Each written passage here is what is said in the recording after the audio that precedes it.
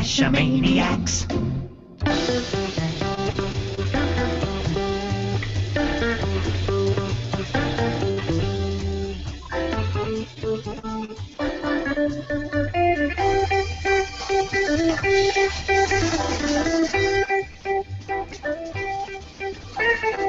GeoGearHeads.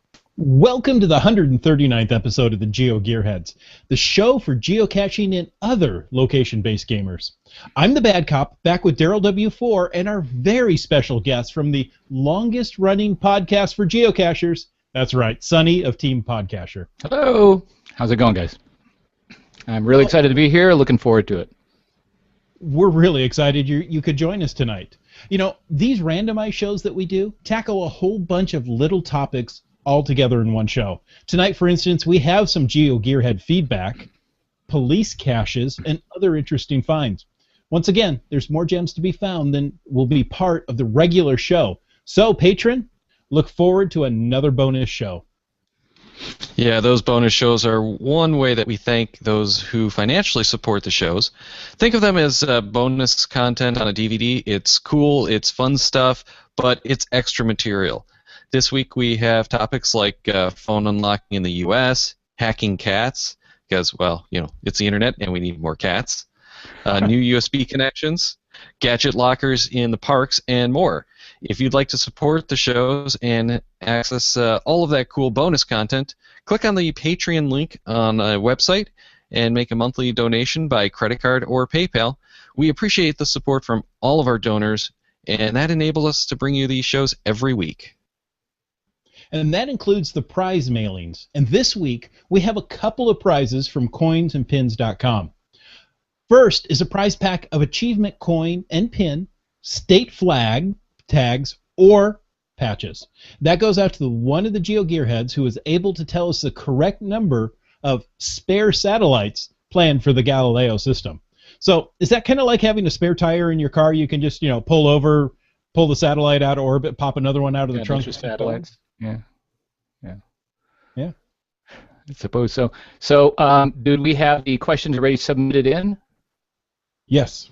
Yep. Okay. And so the question was how many satellites, and the answer is 30 satellites planned for the Galileo constellation, but only 3 of those are planned to be spare satellites. I guess their trunk isn't large enough to hold more than 3 satellites in the trunk of the car. That's a pretty big trunk to start with. Exactly. Now, after of the 19 correct entries, the winner is Going to Carolina, was drawn as this week's winner. Well, congratulations, Going to Carolina, and now I've got Going to Carolina stuck in my mind. You should have already received an email asking which of the prizes you'd like to receive. If any of the GeoGearheads like to order anything from coinsandpins.com through the end of this year, you can use the promo code MANIACS, because aren't we all kind of a maniac? MANIACS for 10% off. But wait, there's more.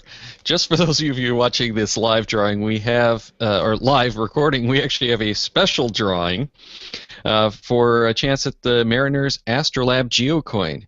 So by 9:40 p.m. Eastern Time, that's 6:40 p.m. daylight or Pacific Daylight Time tonight, and that's August 28th for all of you who are watching.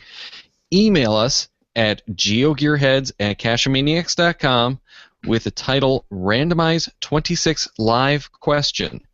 In the body, make sure to include your geocaching.com name and the correct answer to the following question, and that is, how many total satellites are planned for the Galileo constellation? And, well, Sonny just gave you that answer. There's one more catch, though. You must be watching when we call that winner at the end of the show, and email us by 3 a.m. Eastern Daylight Time or midnight Pacific Daylight Time to claim that Mariners Astrolab Geocoin. Good luck, viewers. That's a really cool looking coin. And Daryl, thanks for turning the podcast into an infomercial. Oh, you're very welcome. Can I see that coin? Can I see that coin again? That thing is huge. It's like the size of a dinner plate, isn't it? Right? Well, it's not that big. It's still hand sized and fits into the nice little padded mailers that we have around here. Wow. I mean, I think that could replace a manhole cover if you really need to in a pinch. Pretty Believe it or large. not, I have seen bigger geocoins. You have? We actually had, yeah, we actually had one of the, I think it was, oh shoot, now I can't remember who did that, but it was a like Mayan themed coin. It might have even been like the Aztec calendar or something like that. Yeah. That was somewhere around 7 or 8 inches. Wow. That's pretty significant. And that was, Wait, yeah, that was a mass-produced coin. holy cow! So we can get a set of 8 of those. That'd probably be less expensive than some of the dinnerware my wife actually wants to go out and buy. See, there you go. Or you could take it out with your geocaching, and if you're attacked by an animal, you could use it as a defensive weapon. Shield, right? Like a Shield. Roman. Yes. You bring a butter knife along with you. You're good to go. Oh, okay. Hey, if you are watching this podcast live, we encourage you to ask questions and send us feedback because that makes this a two-way street, a real, dialogue. There's a little button for live Q&A. Now, there is a little delay between the live discussion and the live stream, so we'll do our best to address those questions just as promptly as we can. Please stay on the line because your question is important to us. Your question will be answered in the order it was received. Can you tell I've been on the phone a long time today? I can. I can, but I will say that we don't necessarily know that it's going to be in the right order. Oh, okay. Well, anyway, we'll answer your question as soon as we can. Now, yeah, but you want to hit that +1 if you like it, because if you hit that +1, then it votes it up and it moves to the top of the list for us. So there you go. Hit that +1. So that's how we know which ones we should answer.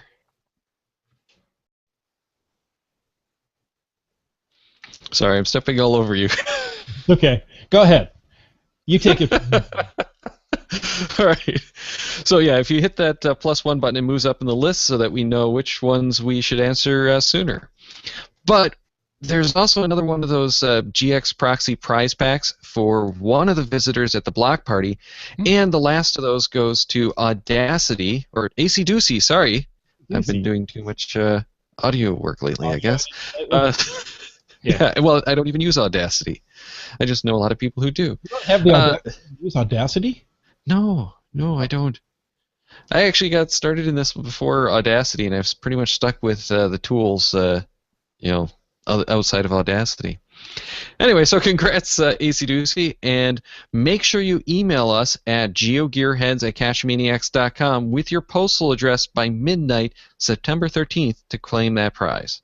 Now, for everyone, keep watching or listening, as we'll have another question for next week's show for your chance to win a Cacher Audio Geocoin. Before we get to our audience feedback, we need to address an issue for that Galileo system, and this is why they needed the spares, I guess. The Telegraph actually reported, and there's a whole bunch of articles on this, that one of those, or the two Galileo satellites that they just launched didn't make it into the right orbit. So I guess they're going to need those spares. And the statement was simply that they're in a lower orbit than expected, and it's not clear yet whether they're going to be able to function normally or not. The satellites, I'm not sure how to pronounce this. Sonny, you want to take a crack at these names? Yeah, we just talked about this on the recent show. Dorisa and Milena. They were fired into space, apparently, and from what I do understand, they are in a lower orbit. And also, from what I understand, there's a person, a very highly paid person, who's going out there with a very long ladder and a big sticky pole to try to push them up a little bit higher. Now, I kept thinking about that, and it's this space station is only like about a third of the way to get to the orbit of where the Galileo satellites are supposed to be. I don't have the crazy numbers far in front out of me. But yeah, it's like, seriously, is there any way that they can really get out there to do any kind of maintenance on these things? Probably not. I don't think there's a repair truck that does that zip code. But yeah, so they're saying that the degradation is significant. It's off by. You wonder which guy got fired for having not carried the one, right? Like, sorry about that. We're a factor of 10 off. Well, here's the thing. They're Russian-made Soyuz rockets that launch these things. So how much do you want to make a bet there's going to be a lot of bad Russian jokes made on this? Most likely. I do like the title of the release. The title of the release was Soyuz Galileo Launch Injection Anomaly. Now, Chris, doesn't that sound like something that English should tackle? Exactly. I mean, why deal with Helios when we can deal with a Soyuz Galileo injection anomaly? I like it. One good thing is people can maybe blame a lot of their DNFs on satellites being in the wrong orbit now, just because. So you can use that as an excuse in your logs. So, yes, is going to show it like what, 3,000 feet underground? Yeah. Well, this is actually one of the questions that came up in the questions last week. Was people were all getting all excited that we're going to have this new satellite system that's going to be, supposedly better. How long is it going to be till Garmin gets this unit out? Well, it's going to take them a long time, I suspect, to get that out. And if you take a look at GLONASS support, that came to the phones a good, I want to say, 6 to 8 months before the first of the GPS units from Garmin came out. And the first ones from Garmin, outside of the car nav, the outdoor nav ones, were those eTrex units. And that's one of the reasons I like the eTrex 10, 20, and 30 better than the 62 that I have. Mm-hmm. Mm-hmm. Well, Sonny, we got a couple of questions called in, recorded, sent to us, pretty much as soon as we announced that you were going to be on the show. So let's get the first of those. Okay. Hello, Daryl, Chris, and especially Sonny. I was wondering if Sonny would comment on a rumor that I've been seeing on the internet that he has legally changed his name to Sonny just to get the Sonny and Sandy in Sunny San Diego pun to work, and that his real name is actually Charles Mackenzie Smith from Cheswick, England. The internet is abuzz and would really like to know the truth on this. Thank you. Right, you found me out. I hate it. It's terrible that you found out my real name now. No, it's actually... long ago somebody else asked me that question as well. But my name really is Sonny. It's actually short for a much, much longer name. My entire full name from beginning to end has way too many letters and terrifies English teachers when they see it. So Sonny is usually... And Sandy is Sandra. It just happened to work out that we're in sunny San Diego. So there's the answer, or at least that's what I will confess to right now, and not my other English surname. Okay, so Sonny, did you move to San Diego because you could work in Sonny? Well, okay, yes, okay. that I did, right. See, that at least is in your control. See, and this is a way most rumors seem to happen, is you get that one little germ of truth that gets so skewed around that it doesn't really reflect reality. Very good. Well, I appreciate the question, but truth is, I was Sonny long before I was... Actually, yes, I was Sonny before I was in San Diego. So. All right. Well, we did actually get a real question from him, so let's go to that one. Right. Hello, Daryl and Chris. This question is for Sonny. He travels a fair bit, and between his hobbies of geocaching, photography, and podcasting, he carries a lot of equipment around. I was wondering if Sonny could comment on his top 1 or 2 tips on how to make sure that all that equipment is working when he gets to his destination. Thank you. Yeah, that is actually a good question. Maintenance and just taking good care of your equipment when you carry it around is highly important. I've seen people treat their equipment, regardless if it's recording equipment, photo equipment, or whatnot, very poorly, and that's one thing you just got to watch out for. If it's not waterproof, make sure that it's away from water. There are these things called Pelican cases. Daryl, you have you used those before? Oh yeah, I've got a few of them for various things. Almost none of them are for my photography equipment, though. I use them more for audio gear. Oh, is that right? Okay. Yeah. But I mean, how would you describe them? They're like hard shell, almost indestructible things that then you can kind of customize the inside foam to fit the needs of your electronic equipment, right? Yeah, it will fit just about anything. There's a few different options. In some cases, you can actually get Pelican gear built for specific equipment, Yeah. But most of the time, you're just getting it either as a shell or with this foam that's like in little cubes that you can just kind of pick apart. Exactly, and get to the size that you want. Those are useful if you're ever going to check your luggage, if you're going to be traveling a long distance. They also even have, I believe, like a little valve, right? So that Yeah, there's a vapor lock on them. Exactly, because the worst thing you want is for the inside to have lower pressure and just basically hold the thing shut, and you can't open it up. Or for it to expand in flight. Well, good point. Good point. So protecting your equipment, I think the other thing that I often see happen, and you guys probably could comment on this, is people going out, getting ready to do whatever it is, whether it's a photo shoot or going geocaching, and their batteries are simply not charged. And to me, it baffles me. I don't understand why anybody would go out with, not prepared to do whatever it is. I carry around cables to charge in the car all the time just in case. I also carry those. I use a Mophie juice pack, which helps keep my stuff charged. But usually when I'm leaving the house, the night before or whatnot, I'll make sure all my batteries are charged. And I think those are the biggest tips to make sure your equipment's working. I completely agree with that. I mean, having charged batteries is a no-brainer. Now, that Mophie juice pack works great if you have USB devices, but what do you do for your camera, like flashes and such that require either a wall charger or batteries?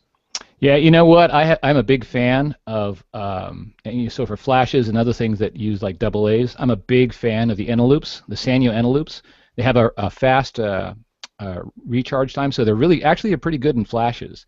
And I've tried some of the less expensive batteries out there, and I have to say you kind of get what you pay for. The Eneloops have been really, and the nice thing about Eneloops, you carry a couple of packs of those fully charged, and they can go into the GPS, they can go into flashes and things like that.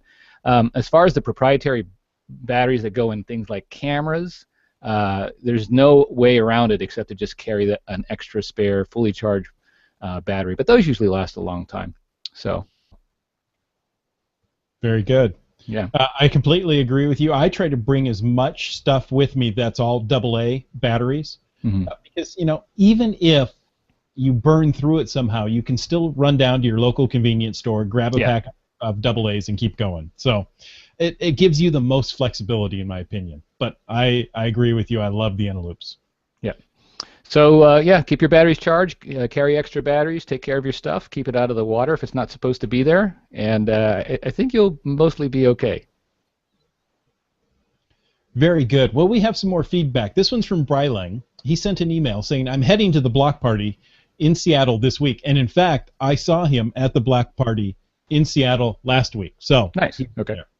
2 weeks ago, actually, now. And I've pre-selected a pile of caches I want to do on my way to Seattle. I also want to have other caches in the area as backup in case I can't find one. I'm aiming to make the block party my 2000s find. I want to clarify something. When you load caches along a route, Pocket Query, plus the must-do caches into your GPSR, how do you keep track of what is what? Well, we actually did reply to him before so that he didn't have to wait for this show to actually use the data. And my response is basically in a GPS, there's no really good, elegant way to do that. The best suggestion I had was if you have a unit that supports paperless caching and waypoints or POIs, you can load the caches that you must do in as the paperless caching. Load that GPX in, then you have the icons and everything for those. Then the rest of the caches could be loaded in as POIs or as waypoints so that you'll at least have them, but you won't have all the information. So that kind of stinks, but that was about the best thing that I came up with on the GPSR. Well, yeah, to do it on one device, right? Right. I was thinking you could do it with, like, if you had a second device, like a smartphone. Yeah, if you have two devices, then there's certainly that. And a lot of people I know will put in all of the caches on their Nuvies or on their TomToms, but not on their GPS necessarily. But yeah, if you have the smartphone, there's a whole bunch of ways that you can go about that. But Chris, did you have something you wanted to add first? Well, I was thinking, what if you used GSAC and did a custom name for the geocaches? So you add, caches. You get CAR to one, and MD must do for the others. Put that in front. Change the name. Your existing name. That way, you could at least sort them. Yeah, this is true. That would probably work. That's not a bad idea. I'm thinking probably what you'd want to do is something more like a dash or something in front of the ones that aren't necessarily primary targets. But yeah, that's something that you'd have to play with personally to see what you like. Because I tend to work from the map screen more than anything else. So I'd want to see that on the map screen. And we'll get now to the smartphones. There's a bunch of different ways to do it in the smartphones. Most of the apps on the smartphones have options for multiple lists. Even the official geocaching app, you can download different pocket queries or whatever, and you get those as separate list items. But in Geosphere, what I like to do is take those primary caches, the ones that I have to do, highlight them so that when I go out to the map, they have a little itty-bitty orange ring around the pinhead, so I know that these are the caches that I have to do. And then all of the other ones just are the normal colored pinheads. And in the list, they stand out as the orange background instead of the normal white background. So it really makes it easy, and that's so helpful doing the caches along a route, or if you're going into town and doing, a couple of weeks from now, I'm heading into Chicago, meeting up with Scott Burks and Shorty Knits. We have 3 caches that are primary targets. Well, if there's any other caches around there that I haven't done and we have the time, I've got those 3 highlighted. Now all I have to do is go and grab this one that's on the way or something. So are Scott Burks and Shorty Knits normal colored pinheads? Sorry. I can't resist that. I don't think be offended. I may never get a call back from Shorty Knits now. I was going to say, I don't think either one of them can be considered normal in any way. Okay. Normal colored pinheads. That was funny to me, Daryl. Hey, as long as you're amused, right? Okay. Now, I haven't played too much with anything in Cache Sense, but I know that did have some different options, and again, you can play with the different databases. So I don't really have any good options there, and that's my favorite. But I know that some of the folks in CGeo have been playing around with doing some weird things with the names, like you were saying, Bad Cop. So that might be something that you could play with. But if anyone has any suggestions, by all means, let us know what your suggestions are on either one of the devices, and we can pass it along to everyone else. Certainly. Good. That's good. Well, we did get a rather fun question emailed to us as well. So why don't we jump into that one? Hi, Daryl and Chris. This is Banana Sauce. My question for you for this randomized show is, if money were no object, what would be the one piece of gear you'd purchase? Or what would be the one must-have gadget you purchased? Cheers. All right, Chris, you want to start this one off? Well, Daryl, I started off pretty boring until I saw yours, and I had to change my entire frame of mind. So, my first one, if I had a dream, I'd go with a personal aircraft. Or perhaps something almost as good, it's the Unicat. It's the ultimate off-road vehicle. This is like a military-style vehicle that they've retrofitted to be an RV. So it's got, premium quality appointments on the inside. Yet, this thing, has, 2-3 feet of ground clearance. It can go over anything. So I would go with the Unicat. Because, if you're going to get geocaches, you may as well get them in style. And don't worry about trails. This thing will just blaze a path straight to the geocache. You can just follow the arrow. Doesn't matter if there's trees or buildings or whatever. It'll go through them. Yeah, that's one of those fun tools so that you don't have to ever, go back home. Sonny, I have to check that out. Yeah, did you have anything that comes to mind real quick for this one? I have not thought of anything yet. Why don't we hear yours first, and maybe okay. it'll Well, my dream one would be something that's not available yet, but you can pre-order it. It's the Terrafugia Transition. It's a personal aircraft, but it's a car-plane kind of situation. It's a little pusher plane that's designed to drive like a car. Yeah, we've seen probably at least 24 of these different systems come along, and they never really work. But boy, wouldn't it be cool to be able to have a plane like that? And just think, you could fly to all the mega events really quick and easy. Well, you probably couldn't fly over the oceans with it. Couldn't fly to all of them. Yeah. So all of them, within it's 300 or 400 mile, whatever it is, flight range, or make a couple of hops, whatever. So I just thought that would be a fun vehicle to own if I didn't have to worry about paying for anything. On a little less on the dreamy side, something that I would actually like as a geocacher is an Iridium Go. And essentially what this thing is, it's a MiFi, but it uses satellites instead of cell towers. So anywhere in the world, as long as you have a clear view of the sky, you should be able to get internet access. So you can bring your cell phone, well, not your cell phone necessarily, but your smartphone, and connect up and log your caches, get the updates, all that kind of stuff. Even do like your Instagram photos. Anywhere in the world, and it's not a problem. There's nothing like Skyping from the only remaining ape cache, right? Well, I don't know that there's enough bandwidth to really support Skype, but in theory, yeah, you could. Now, that would be pretty cool. Yeah, I like that idea. If nothing else, it does do. You know what? I better check myself before I say that. I thought it did the emergency services as well, but I'm not 100% sure that you get that with the Iridium Go. You might have to get that as a separate service. But in any case, something that's really, really handy if you're going to be away from, civilization.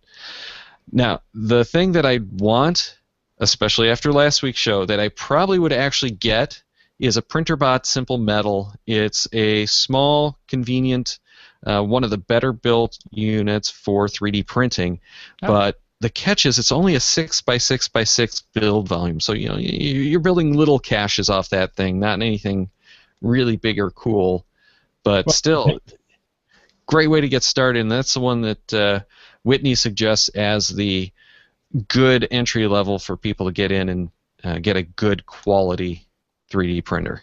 So let me ask you, if you were to get a 3D printer, what do you think you'd construct? Ooh, all kinds of toys. The big thing that I want to do with it is custom-built caches. I'd love to do a series of, like the mountains that we were talking with Whitney about last time, where you hide the cache container inside the mountain and then go and hide those under the lamp skirts. And I have to do it under the lamp skirts. Love the lamp skirt hides. Exactly. But on a more serious note, there's some great little characters on the Thingiverse that are like these steampunk gnomes. Oh, cool. And I would absolutely love to take those and turn them into a series of geocaches. And if I had a printer, I could do that. Not that I necessarily would have any luck with it, but it's something I certainly would want to try. That is pretty cool. I've always wondered, you've seen the kind of printing where they're actually printing gears and movable parts. It would be cool to print something that was like a puzzle box that you somehow had to manipulate to open. Well, and there are a bunch of the Cryptex-style puzzle boxes on the Thingiverse, so it is entirely possible that you could put something like that together, and it's again, it's a good way to go. And when you're getting into something like that 6x6x6 isn't so bad because it's something that's going to have to be assembled anyway. Yeah. So your individual components have to be within that build volume. The total thing could be absolutely huge. Well, but even if you had a 6x6x6, if you had a puzzle box and what was inside was, an access key to a much larger cache somewhere, then you didn't have to necessarily make the puzzle box the cache itself. It could be in another location, it could be a multi-cache, something like that. And you'd be clever about it just because you're limited on space. Yeah. Well, I'll have to say that I think I'm going to have... You guys have picked some amazing real-world things, so I'm going to have to go off the deep end and pick an absolutely fantastic imaginary thing. And if I were to be able to, money being no object and something related to caching, I think it would have to be the helicarriers that were in the last Captain of America movie, because not only would I be able to locate every single cache on the planet, but I'd be able to locate all the LPCs as well and use those guns to exterminate them. Oh, I like that. So there you go. On the extremely practical side, we did get from Native Texan in the live Q&A, her dream item is a never-ending gas gift card. Nice. I like that. I would need that for that RV. Yeah, definitely. And I was going to say, can I get the unlimited service on the vehicles as well? And tires and oil. Yeah. Exactly. How about unlimited vehicles too? Why not? See, here's my new dream. Okay, we have a new dream now. Unlimited rental vehicles with the unlimited fuel card, so I can go to why did you put rentals in there? Just get unlimited vehicles from the factory. I mean, you need a new one. Because this one's if I get them from the factory, then I have to worry about the insurance and everything too. Ah, okay, all right. See, so if I get it from, you fly into a city, you rent your car. Exactly. I just turn it in, get another one. You know, I'm only allowed one at a time. That's fine. But that way I can go, anywhere in the world, grab any car anytime, and, I'd still need to pay for the flights. But heck, that's a lot better if I don't have to worry about the car or the fuel. There you go. I don't know about that. Would that be like a CETA? Would that be, cash in and trash out the car? Oh, yeah. Well, you'd probably trash the car on some of the roads. Exactly.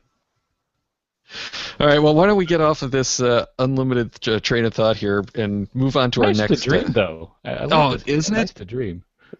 Yeah. Well, why don't we get a spaceship that will get up and we could charge to put the satellites in their proper orbit and use those satellites, to locate the geocaches we're looking for. Wouldn't that be a good go? Yeah. Okay, we're gonna have to stick with this for a little while longer too, because Wet Coaster had posted, if money were no object, get a chauffeur. Just tell them where to go and relax to go all the way to the cache. Oh, wait, I just plan which one to go to next. I just came up with one. If money were no object, then I would like Virgin Atlantic. There. So just all of it.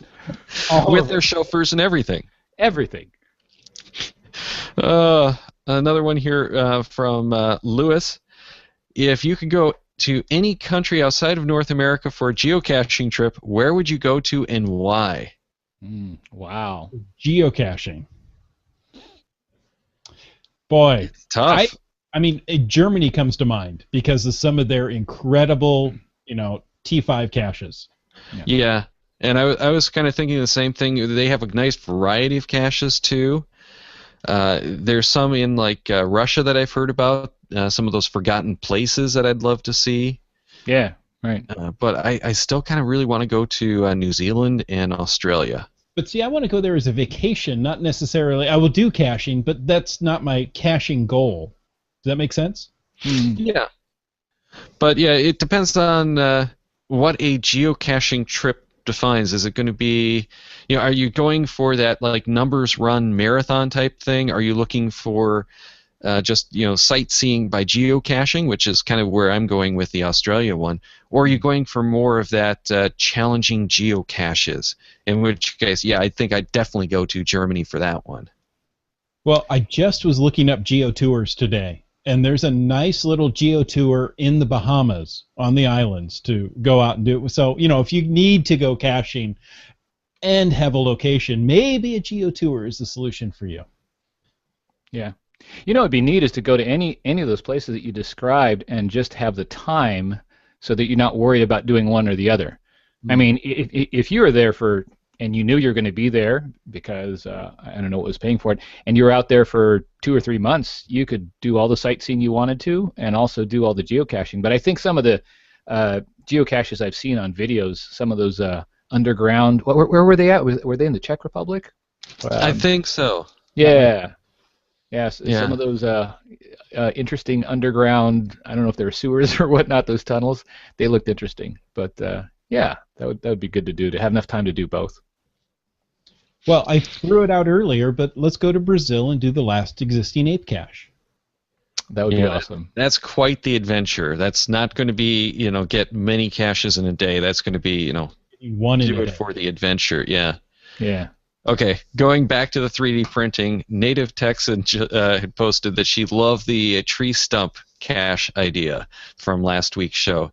And Sonny, what that was is our guest that show had done a 3D scan of a tree stump and suggested that in the little knot hole you put a hole for like the bison tube. Oh, nice. Okay, so the entire tree stump itself was a 3D print, yeah. And then you stick the, so that way you could put the little tree under the lamp skirt. You're in the middle of the Walmart parking lot, and it says, the hint says, in a tree stump. Yes. See, and realistically, I was thinking that would be a good one for one of the newspaper box hides. Hmm. Where does a newsprint paper come from? Oh, that's good. I like it. Okay, so let's move on to the Subway Mark email. Chris, you want to read that one? Certainly. This comes from the Statesman Journal, Oregon Garden cashing in on high-tech tourism. Now, this is from my neck of the woods, the Oregon Garden here in Silverton, Oregon. Yeah. There's 10 caches in this garden. For $5, you can get one of 3 lists of 5 additional private caches that can't be found on the official website. Brittany Hattenberg, the marketing manager for the Oregon Garden, said the resort has booked more than 100 overnight stays because of the all-inclusive geocaching package which a garden has offered since spring. So this is kind of a little geo tour in and of itself right here. And it's not the first time we've seen resorts use geocaching as a draw for tourism. I think it was a year or two ago, one of our listeners had written in on, I think it was actually the Greenbrier, that famous resort on the East Coast, was actually doing geocaches on property where you rented the list and the GPS and everything from them to do those. Years ago, there were a few different places doing it, and one of the, I can't remember where exactly it was. I want to say it was Montana, but that doesn't sound right to me. But it's a resort for the sports enthusiasts, and they had geocaching that they did on their property, plus they actually had tours going out. So there have been a number of people trying this, and it does seem to be working because people keep trying it and keep working on it. But I still prefer the geo tour set up through things like the Chamber of Commerce, where they're actually public geocaches, and what West Bend has done with their geo tour, I think, is a lot more interesting than this is. Though this is a better way to get people into geocaching because it's a much more controlled, easier environment. Oh, sure. So what's interesting is here they're asking $5 to get 5 additional private caches, and so those aren't even published on geocaching then, right? Exactly. Correct. It's one of 3 additional lists. So apparently there are 15 caches. Oh, I see. Okay. Yeah, I imagine that they have different levels then, so maybe the swag is going to be better in those private caches too. So if that's what you're looking for. I balk at the idea of having to pay for a list to find caches, but that's me. Also, I've looked at some of these resorts where they will rent you a GPSR for the day for $20 or so, which if you don't have one, that's not a bad deal. But most people, well, a vast majority of Americans now have a smartphone where they can go download an app, even the trial versions for free, and still get in at very low cost. So. Now, kind of the other side of that is an email that we got from Wet Coaster talking about a police station cache. And he said, this cache in Surrey, British Columbia, put out by a crime prevention programs coordinator with the Surrey RCMP, First in a series. Unfortunately, it was muggled before the FTF could be claimed, Land Monkey being one of the disappointed few. So this is Newton Community Police Station, GC58NKN. So, yeah, this is the Somebody crime stole prevention. from the police? Yeah, I was just going to say the crime prevention. Stole from a crime prevention? Keep track of an ammo can. So how are we supposed to do it? Makes you feel a little bit better, I guess. But I do actually like the idea of the police getting involved in this way. You know, you take a look at the cache. It's a nice little cache. It's not going, you know, it's not really getting into anything spammy from the cache page. I don't know what's actually in the container itself. Mhm. But how cool is it to have the police put out a cache? It does either. But yeah, you know, how cool is it that the police put out a cache at their police station? That is pretty cool. Normally, that wouldn't be allowed, right? Near hospitals, police stations, bridges, and things like that. But obviously, this one was allowed. I found a multi-cache in a town nearby that the police were involved in, and they allowed one of the steps of the multi-cache to be in the police in the parking lot outside of police headquarters. Nice. Yeah, there are some grandfathered caches, but there's always exceptions. So it's entirely possible that someone could place a cache if it's, you know, with cooperation of the police. Wouldn't you figure that any cache that's placed anywhere near a police station would have like surveillance cameras on them, so you could see if it gets muggled, so you could say, "Hey," I mean, you would think, but maybe that's considered one of the safer places, so they have. I was going to say, would you need security at a police station? Right. Well, there's all those jokes about if you ever want to mug someone, do it right outside the police station because the cops are never there. There you go. You know, it's the one place the cops are never patrolling is right at the police station. They're always, you know, to or from. So as long as your shift change, you know, so maybe that's the situation. But we did also get an interesting tweet, and I think you guys were mentioned on this one as well, Sonny, from Soho and Vic Police, and they've actually gone and hidden a list of, or I shouldn't say a list, a series of geocaches. So that I thought was pretty interesting that they've gone out and. This is over in the UK, hidden the list, and they invited us to go find it. Well, I'd love to find it, but it's going to be a little bit of a soggy drive for me. Yeah. To that list earlier in the show of, you know, what we want. Right.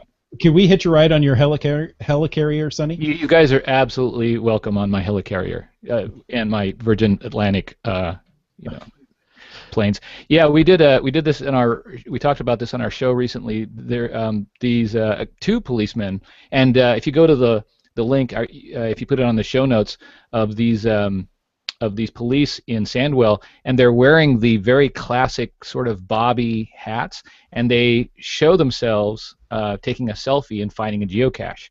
And so, yes, it's a really cool thing because it shows that it legitimizes it for everyone, saying it's not a fringe activity, and so a lot of people see that and say, "Oh, okay, well maybe that's something we would take on." So yeah, go take a look at the article. It's pretty interesting. Yeah, definitely worth it just for that photo because that is a great photo. We're going to jump over to some of the questions in the live Q&A, but we've got way more here than we can deal with tonight because I want to talk about the GPS-enabled stones before we go away. This one comes from Team Pugach, and he's asking, what was the most devious geocache you have found? Sonny will hate this one, but my first LPC was really quite devious. Really? In what way? No, I got to hear this. Well, in what way? I had no idea the lamp skirts lifted up. Ah, the very first one. Where could this be?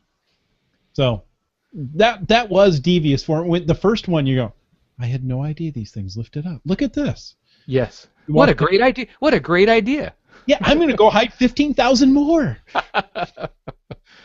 Yeah, you know, I have to admit that because there always has to be your first at one point, right? So at one point I was geocaching and I had never seen a lamppost. So I probably thought the same thing as well, a lamppost hide, and I lifted the skirt. And, oh, wow, what a cool idea. It was only after the, you know, multi-hundredth one that it started to lose its sparkle and charm. But like a rock wall hide out here in Washington State. They're everywhere. The first one's cool until you come up and you go, oh, another rock wall. Oh, is that right? Rock walls. Rock walls. Yeah, we asked that question, and we've gotten a little bit of feedback, and it's a great question. What for your area? Because when we were in Norway, they didn't have lampposts that had they didn't have lampposts where the skirts lifted up, and I honestly heard that Hallelujah chorus, Hallelujah, no lampposts here. So that's my question to people is what in your area, because I've heard people say guardrail caches are what is in their area too many of, and they don't like pine tree caches. Mm-hmm. There's something else, some other kind of plant somebody said that they didn't like. But yeah, that's an interesting question to hear from around the world because not everybody has the same kind of exactly anti-fetish. I would have to say that long ago it was both devious and clever. I shared this with the story with newbies before because it just shows them the creativity and engineering and artisanship of some cache hiders. Out here in San Diego, and I'm not sure if it's still there, I should go check. Out here in San Diego, there was a multi-cache, a two-stage multi-cache, and it took us out into a sort of an open field with scrub brush and oak trees out here in San Diego. And you go to the first place, and it's under a relatively large bush or tree, and what's there, and it was placed into the ground somewhat, was a post, sort of like a fence post, but only about that thick. And it wasn't like buried into the ground, but it was placed into a PVC sort of holder that was just kind of holding it up. And there's a metal tag on it, and it gave the coordinates to the final location, right?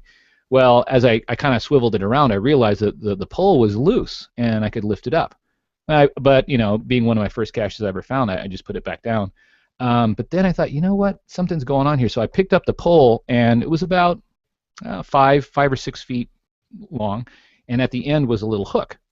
So I placed it down, started walking away, but I said, I'm going to need that thing. So then I walked to maybe 100 yards away to the final, and it was under this huge oak tree. I mean, like really high up. And I thought there is no place because the under part of the oak tree it was just ground. There was nothing to hide. And I thought, where is the geocache around here? And I looked around, and there was nothing anywhere except up in the tree, hanging up pretty high, was a bird feeder with a little, loop part. And of course, I mean, most of us hearing this now probably go, "Oh, I know what you're supposed to do." So I used the pole, used the hook, pulled down the bird feeder, and that's when I had this aha moment about geocaching because what happened next was it was a set of cables and pulleys and weights that was holding the entire contraption up. So that while I was pulling it down with this pole, all the weights went up, and the bird feeder came down, and of course the geocache is in the bird feeder. So it wasn't insidious and horrible to find, but it was so cool that's what spurred me on to continue geocaching for quite a while, and then eventually doing the podcast that we do. Yeah, that's a great one, and that's actually one of the earlier caches that I found was it was actually just pulleys, and you had to find the rope to drop the bird feeder down. Yeah. But that was a really great one. It's a great example of it's not devious once you found one. Sure. But until you found it, that's really, really devious and clever. So I don't know that I could pick any most devious hide because a lot of the time it's something simple like that. The sprinkler head caches are the same kind of situation. Right. It's really devious until you found one, and then it's that's a fake sprinkler head. I'm going to grab that one. Or the fence post caps. Yeah, the fence post caps. So I think probably the most devious hides are the ones that I really shy away from telling anyone they should hide. That I've found, and those are the electrical caches. Yeah. Where they'll take old electrical equipment, they make it obvious that it's clipped, and that's important. That you make sure that it's obvious that this is no longer in service, because otherwise you don't want people poking around in there. Mm-hmm. And if you're hunting it, make sure it's obviously not in service. Mm-hmm. So some of those have been really good, including some where they take old fuse boxes, and the fuse itself is the cache. That's probably the most devious hide that I can come up with on a moment like this. Very good. Impressive. I go caching when my best caching buddy, it was an electrician. So electric box hides, he goes, that one's not hooked up. How can you tell that from here? You tell that from here. Okay. Yeah, when you're doing electrical enough, then some of that stuff's pretty obvious.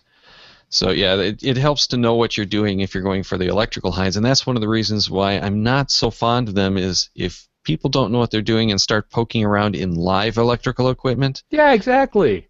it's Yeah. going to cause problems. I Yeah, really don't like it. Somebody's going to watch the show or listen to the show, right, and go and open up a fuse box and say, "Oh, I heard about this one. Watch, I know where it is." Geet, and grab that fuse. Yeah, exactly, exactly, and that's why it's so important if you are going to do that, and I don't recommend you do, make it obvious that it's not live anymore. Yeah.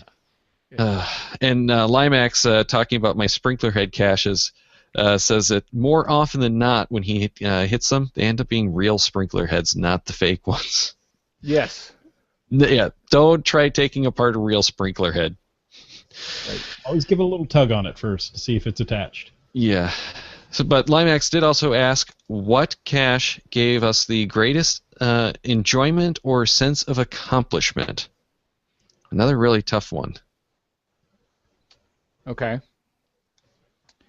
You know, there is a virtual that's at the top of Half Dome in Yosemite, and all it is there's a metal rod like in the rock face itself at the very, very top of Half Dome. So we spent the night over at a certain location, and then hiked up the next morning, and then climbed up to the top of Half Dome. And I brought a picture of Sandy and Sean with me because I believe that was a milestone cache. I think it might have been our 1,000th. I have a picture somewhere, and I'm holding a picture of Sean and Sandy because they weren't able to come up with me up there. Obviously, Sean was still a baby at the time. But I think the sense of accomplishment of getting up to the top of Half Dome. So there's nothing to find per se except this spike, and nothing to sign. But I think that that day sticks in my memory as a great day of caching and finding that. Yeah. I don't know that I could come up with any one, but I definitely think some of the most enjoyable caches I've done are the virtuals, because it's a sense of discovery that I get that I don't have generally in geocaching. It's taking me to cool and interesting locations that I wouldn't have found necessarily without those virtual caches being there. Mm-hmm. You know, the caches I remember are the ones I've set aside for milestones. You know, before favorite points, you'd hear people talk about them at events, and you go, yeah, this is the one I want to go to. So, you know, I did the Ape Cache here in Washington State, and that was before the tunnel was open, so it was much more of a hike than it is now. But the one I remember the most, and the name will set you off a little bit, it's the bloated, festering head of my first victim. There is no way to get to this that doesn't involve going hip deep through swamp water. And we were able to do it, I think it was in February, and things for the most part had frozen over. You know, except as I go across, Wits End is following me, and you know, the ice starts cracking, and I go, oh, you're going to fall through, and that moment I did. Oh, no. So, you know, everything you have is just soaking wet, but it's the adventure of finding it.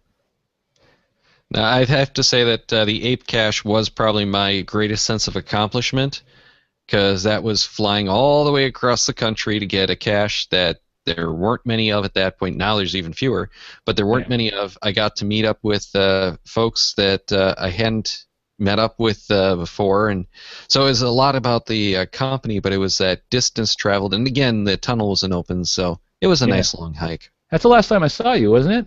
Up there when you went, I think? It could have been the last time that we actually met in person. Yeah. Wow, I can't believe it's been that long. Has it? Wow. Time flies. 9 was in Pennsylvania. You weren't able to make that one, Sonny. 10. Right. No. Yeah, I think that was it. Yeah, I think so. Wow. Okay. Time flies. All right. Well, we got a question about the 7 souvenirs coming up, but before we get to that, West Coaster wanted to comment that they are at 49,658 geocachers who have completed the Achiever souvenir to date. That's pretty good. I was beginning to wonder if we were going to break 50,000 at the rate we were going. Mm-hmm. Well, you'd heard, I think a lot of people already know this, a lot of people hadn't gotten the 7th one because they hadn't actively gone onto the site. So there was a huge backlog there that needed to be cleared out, yeah. Yeah, all six, but didn't unlock that additional badge by going into the case. And I'm thinking, I didn't know that ahead of time, and I'm thinking that might be why my souvenir changed, is because it's the first time I went in, my number changed. I went down by 1 from when I first looked at it to when I looked at it the second time. Okay. It's something related to that. So I don't really know, but that did happen to me. I went down by 1 in my ranking, so I can't remember where I was at, but it was 15,000 something. Perhaps somebody had their achiever icon revoked, and you were able to move up in the list there. Well, it could be that, but what I was thinking is maybe because it unlocks as you're going in, I loaded someone else's. I loaded like the next person behind me rather than my number. Some kind of out of order queue kind of situation. Some tweak with the interwebs? Yeah. It was probably an injection anomaly. Oh. There you go. Yeah. Very nice. Anomaly attack. Yeah, it's the guys from Niantic interfering with those Microsoft servers. Yeah, no. Okay. So the question that we actually were asked is by Lewis again. Which did you prefer, the 31 days of geocaching or the 7 souvenirs of August? What do you think geocaching.com might do next year? Well, if you look at the math, they've went from 31 to 7. What's next in the progression? I'm thinking it's just going to be 1 souvenir next year. I'm thinking they might do 2 or 3, because it's by percentage. You can't knock off, that many again. But I on the 31 versus the 7, I think the 7 really did get people more motivated to go out and find it. So most of the cachers that I've talked with were more interested in going out and doing it. There is a number of the cachers who hadn't tried any of the caches outside of just traditionals before. So they did get a sense of discovery, and some of them were very, very much into the Earth caches or the virtual caches, and now they're hooked on them and they're doing as many of those as they can get. Yeah. So that's I think the better of the options, because it did get people more involved. The 31 days, I kind of questioned that when it came out, just because it seemed to encourage this snack type geocaches, those LPCs, the park and grabs. It really didn't encourage what geocaching really was trying to push. Geocaching.com was trying to push the quality hides, the adventures. It was going for that, the numbers runs and that kind of thing. Which I'm not saying there's anything wrong, but it's not what geocaching.com had been pushing at the time, so I thought that was interesting. That it seemed to be, to me, a big switch. Mm-hmm. Well, it certainly gave some people the experience of caching every day, which for those people who have never done that before, they quickly, and Sandy and I are one of these people that it quickly shows the amount of commitment that you need to have, because I'd come home from work and realize, oh my gosh, I don't have one today. And it gives me a whole lot of respect for anybody who goes on a caching streak of any considerable length, especially those people who've done it for hundreds of days. Like, wow, that's significant commitment. So for thousands of days now. Wow. Yes. Yeah, there's many, not like huge numbers, but there's a number of cachers who are in thousands now, and it blows my mind. Yeah. I mean, especially you know what and I don't think I got a clear answer when we asked this at one time, but what do people do? And I think one of our listeners actually asked us this. What do people do if they're trying to maintain what strategy do they do if they're trying to maintain a cache a day for thousands, and they go on a cruise, or they go on an airplane trip or something, but specifically a cruise, because you can't have, unless you set up an event. We were trying to think of a way, how would you get a cache that particular day or days when, let's say, you're out to sea. The people who are really committed, I don't think are going to be doing that.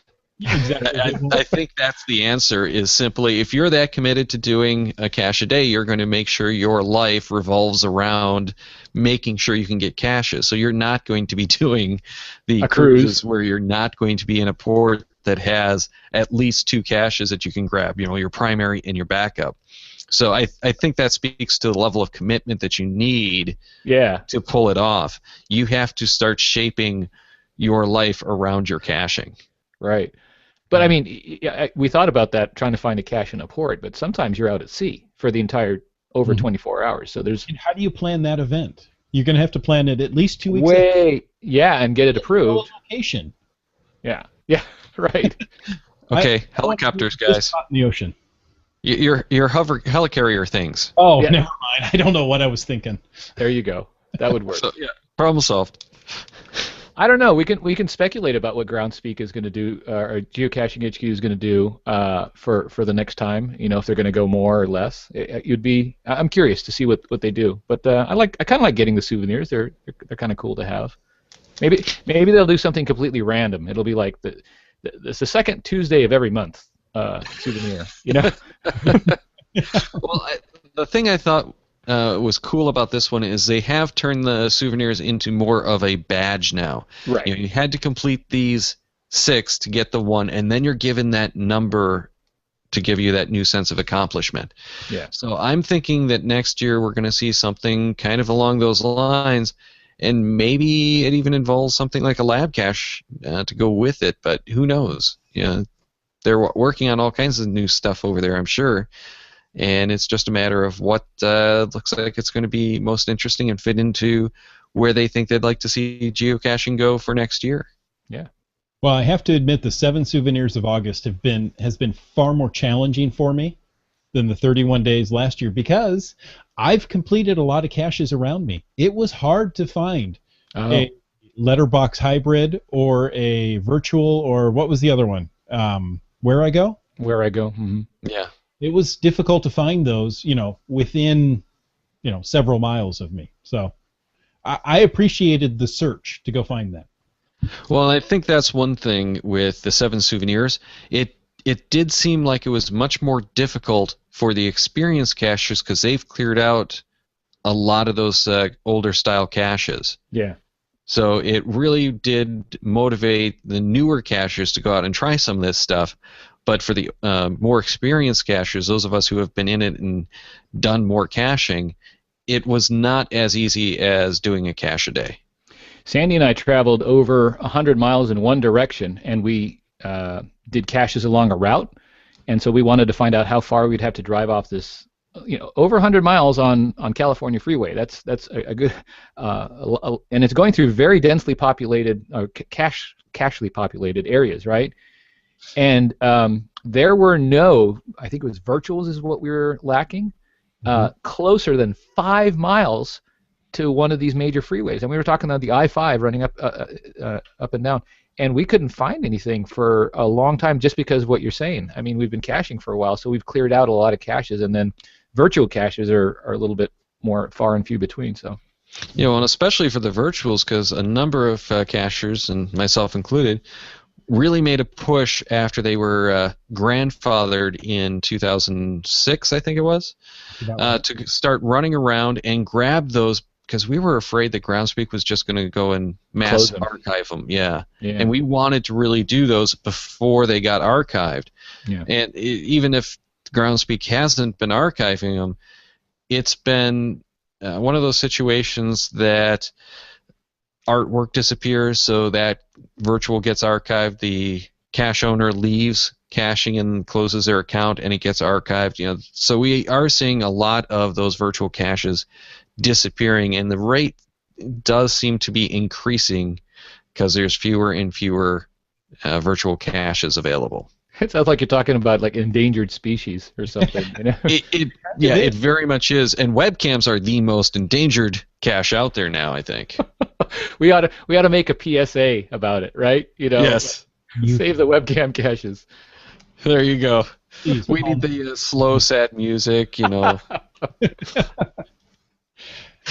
all right. the 7 Souvenirs of August abbreviated it as 7 Sofa. So Yes. perhaps next year they're going to do like 5 Easy Chair. What do you think? I like that. It will be all about geocaches you can do from the comfort of your recliner. There you go. I guess that would have to be lab caches then, wouldn't it? Well, like an Easy Chair cache. Yeah, let's talk about these GPS-enabled stones. This is great. We have to talk about GPS-enabled stones. How can we not talk about GPS-enabled stones? I love the idea. I can't believe we're talking about it, though. You can't believe that we're going to talk about it? Are you sure? Well, let me say, I can't. I love the idea. I can't believe it actually happened, so we get to talk about it. Got it. Now I understand. All right, so here's the situation. And this article that we're going to post a link to comes from The Verge, but it's been making the rounds today as we're recording this because it is just one of those cool geek stories that everyone loves. If you're familiar with the Sailing Stones of Death Valley, this is going to make a lot of sense to you. If you're not, let me just do a quick synopsis. There are stones in Death Valley's I can't remember what that specific area is called, but they leave. They actually have where they did this was a racetrack playa, but it's in an area that's bigger than just that racetrack playa, and these stones just get pushed somehow, and no one's ever figured it out. They leave these trails, and they're these weird winding trails sometimes. Sometimes they're like very straight, and it's puzzled everyone as to how these big giant rocks that you can't really push around very easily are moving and creating these trails. No one has ever seen it happen. It has to be aliens. What was that? It has to be aliens. Well, that was one of those theories is, it's the aliens coming out at night and, moving these things around. So 3 scientists caught the process, and what they did was took 15 GPS-enabled rocks to the racetrack playa, and that's the dry lake bed. So it's in an old lake bed that's dried up, and people will flock to that playa just to see these rocks, by the way. But they did this back in 2001, and they set up a weather station nearby. So the theory that... What's that? 2011 is when they set this up. Oh, I 2011. said something? It's 10 years. Oh, whoops. Yeah. So, 2011, there we go. At the time, the theory that they subscribed to and most people thought was most plausible was that hurricane force winds were actually blowing them around. But in November of 2013, there was a freak storm that dumped 1.5 inches of rain, which then froze. When they visited the valley a month later, they saw a light wind crack in the ice into large, thin panes, and then those ice sheets basically got blown and pounded against the boulders and pushed them through the mud. Can you imagine that ice and wind ends up moving boulders? Right. Yeah. Well, we all know the power of water, but you get solid water, and it's very thin ice, but yet you're getting hurricane force winds. I mean, these are incredible winds, and it's going to hit that sheet of ice and apply that force across, the surface area, and that is a significant amount of force. And it's not across the dry sand like they thought; it's across mud. So that's and they said that you have to have a very specific combination of moisture, freezing temperatures and wind and all this kind of stuff. So you definitely go and check out the link that we're going to provide, and there are some videos in there. But it's kind of now one of those things, one of those mysteries that we've been sitting on for how many centuries has been solved. Mm-hmm. Yeah, I find it interesting. I'd like to see how they attached the GPS to the rocks. I mean, were about the size of a hockey puck. Okay. What they did is they actually inserted it into the stone. So they drilled out the stone, put the GPS inside of that, and then they were able to track it. Yeah. What I saw is they actually had a time-lapse video, where they were watching one rock move and others not. So yeah. I thought it was very interesting. That is fascinating. And from what I see in the article is they were able to track, and the light wind blows against the boulders, and it moves. And this is faster than I thought, actually. Moves at 15 feet a minute. I mean, you think about that. That's visible, right? You can actually see the thing moving across. I thought it was moving at a much slower rate than that. Yeah, well, most people did, and the impression I got was that was one of them was moving at about 15 feet a minute. It could be less, it could be more, or it could be less, but that was the one that they actually caught. And this is only November of 2013 that they've discovered what was happening. Yeah. So it's not as if there's a whole lot of data, and things like speed of movement probably are going to take another 10, 20 years for them to actually get a better grip on it. But it's 15 feet a minute, and it only moves for a few feet at most, is my impression. Huh. So it's not like they're moving all that long, all that far. So it's like, did that stone just move? But you've seen pictures of these things. Some of the trails, I mean, they're magnificent. They're really long trails, and like you said, Daryl, some of them are straight. Yeah, I think they last for like decades because of it's etching into the mud, dried lake bed. Yeah, and which becomes very, very. Think of it basically as like a blacktop type surface, asphalt. Kind of, yeah. And you're pushing through wet asphalt, and then when it's drying up, it becomes hard like asphalt would. Right. That's kind of the way I'm envisioning it. I don't know that that's necessarily correct, but that's kind of what I'm envisioning from the way that this has been described now. Right. Yeah, it'd be interesting. That'd be another cool place to go visit too. And I'm wondering how the GPS receivers actually work. If they're recording their location and then they go and check the recording, or if they're actually tracking it somehow. I'd be curious to find out how they're getting information. Yeah. My impression is they are just recorders. They weren't actually doing live tracking or anything. But the weather station, I think they were actually doing some kind of uplink from that. Interesting. But yeah, it's another way that GPS has demystified our lives. They put GPSs in 15 rocks and waited 2 years for one of them to move. Yep.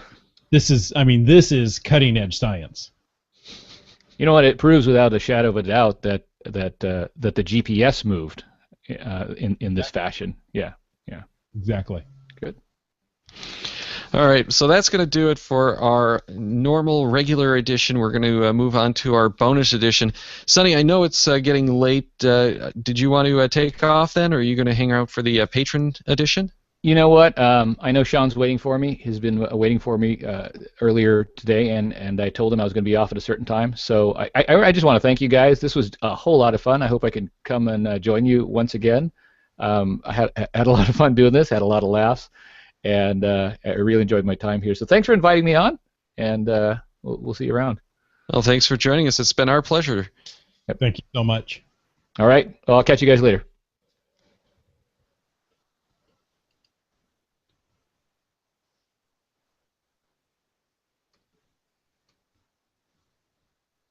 Okay, and I believe that Chris is having some issues. And here I am. Okay. Sorry. Okay, it's time to get your email ready.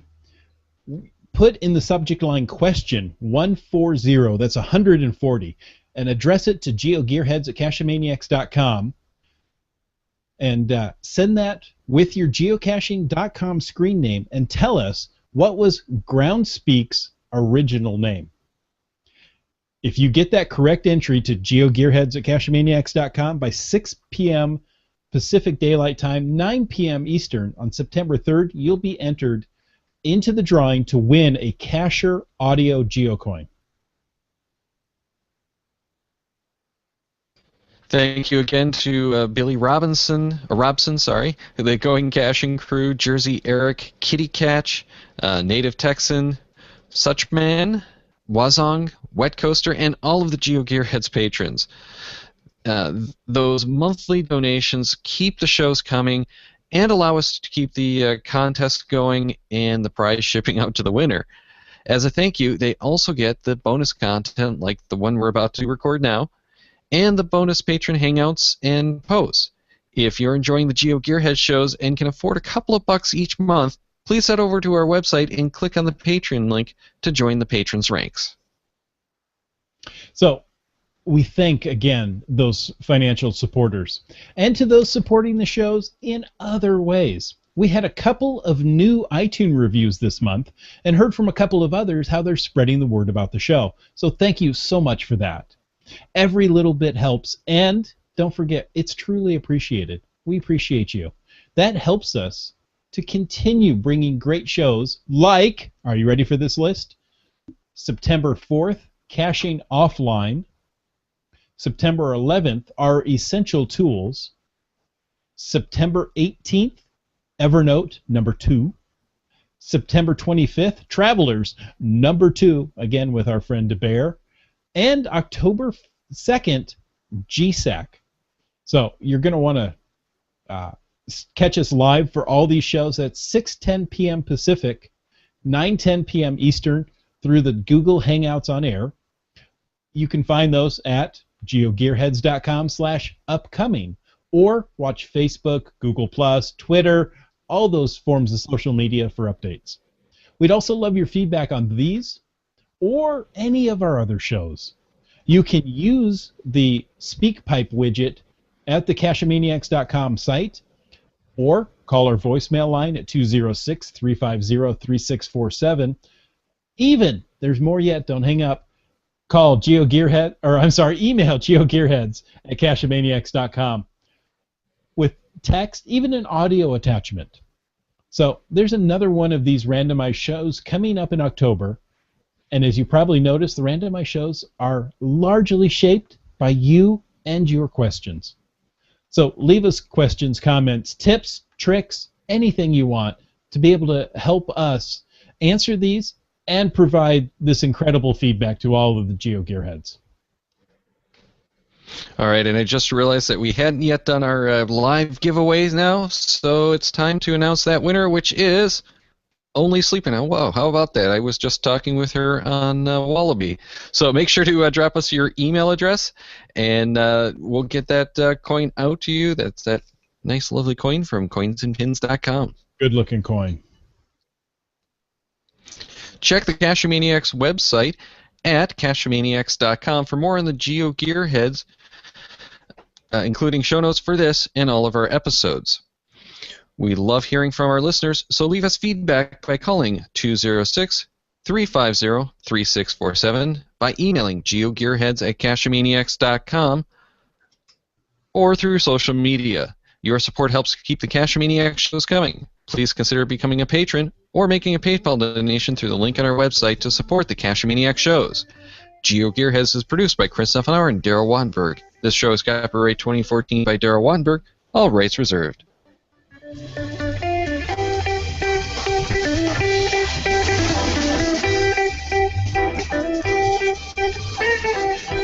Guess we're the Cachemaniacs.